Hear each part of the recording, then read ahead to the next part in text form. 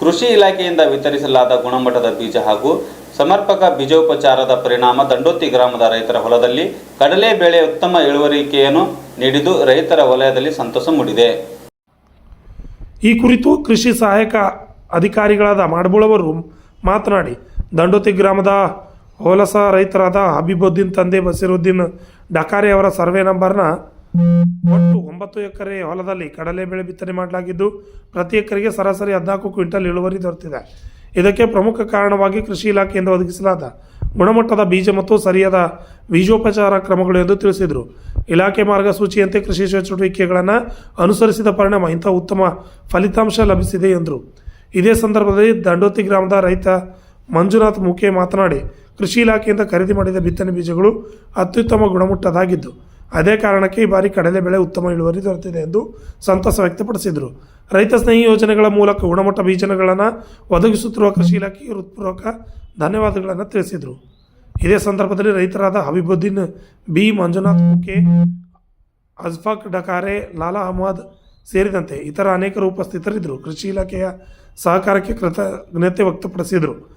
ಗುಣಮಟ್ಟದ ಬೀಜ, ತಾಂತ್ರಿಕ ಮಾರ್ಗದರ್ಶನ ಮತ್ತು ರೈತರ ಪರಿಶ್ರಮ ಒಂದಾದಾಗ ಉತ್ತಮ ಕೃಷಿ ಯಶಸ್ಸು ಸಾಧ್ಯ ಎಂಬುದಕ್ಕೆ ದಂಡೋತಿ ಗ್ರಾಮದ ಈ ಕಡಲೆ ಬೆಳೆ ಉತ್ತಮ ಉದಾಹರಣೆಯಾಗಿದೆ. ಅಣ್ಣರಾಯ್ ವಿಯೂಣಿ, RJ32 ಕನ್ನಡ ನ್ಯೂಸ್, ಚಿತ್ತಾಪುರ್. ಎಲ್ಲರಿಗೂ ನಮಸ್ಕಾರಗಳು. ನಾನು ಕೃಷಿ ಅಧಿಕಾರಿ ರೈತ ಸಂಪರ್ಕ ಕೇಂದ್ರ ಮಾಡಬೋಳು ಮಾತನಾಡ್ತಿರೋದು. ಇವಾಗ ನಮ್ಮ ಕೃಷಿ ಇಲಾಖೆಯಿಂದ ನಾವು ಸಬ್ಸಿಡಿಯಲ್ಲಿ ನಾವು ರೈತರಿಗೆ JG11 ಸೀಡ್ಸ್ ಕೊಟ್ಟಿರ್ತೀವಿ, ಬೀಜ ಕೊಟ್ಟಿರ್ತೀವಿ, ಕಡಲೆ ಬೀಜ.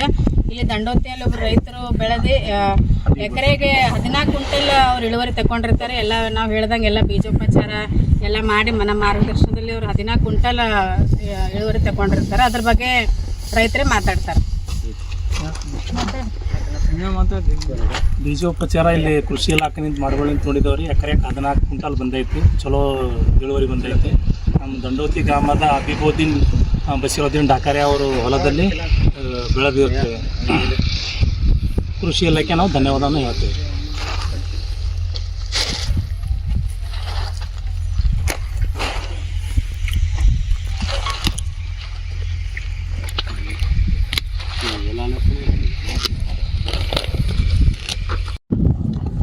ಕೃಷಿ ಇಲಾಖೆಯಿಂದ ನಾವು ಬೀಜವಂತೂ ಅಲ್ಲೆಲ್ಲ ತೊಗೊಂಡಿವ್ರಿ.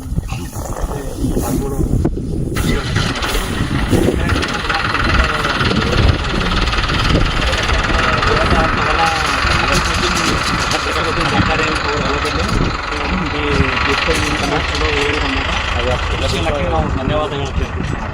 ಮಾಡ್ಬೋದು